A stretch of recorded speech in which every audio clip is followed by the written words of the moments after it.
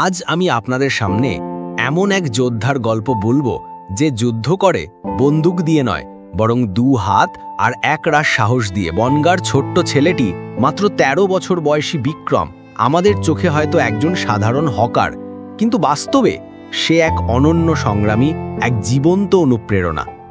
জীবনের ক্লাসরুমে তার পাঠ্য বই ছিল অভাব, আর শিক্ষক ছিল কঠোর বাস্তবতা।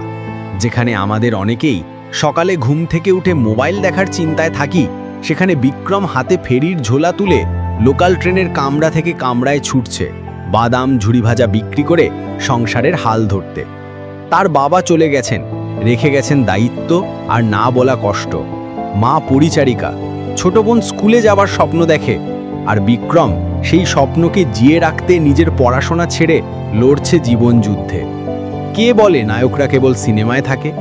নায়ক মানেই গ্ল্যামার নয়, আসল নায়ক সে যে দায়িত্ব থেকে পালায় না। লোকাল ট্রেনের প্রতিটি কামরায় সে এক পা করে এগিয়ে চলে নিজের ভাগ্য গড়তে। কখনো মহিলা কামরা তাকে আশ্রয় দেয়, কখনো শহরি হকারদের সাহায্যে পেট চলে একবেলার ভাত দিয়ে। বিক্রম জানে জীবন কঠিন, কিন্তু হার মানা মানেই সব কিছু শেষ নয়।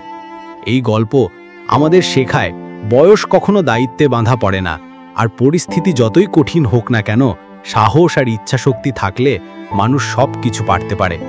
বিক্রম আমাদের শেখায় কাঁধে ঝোলা থাকলেই মানুষ ছোট হয় না, বড় হয় মন, বড় হয় লড়াইয়ের জেদে।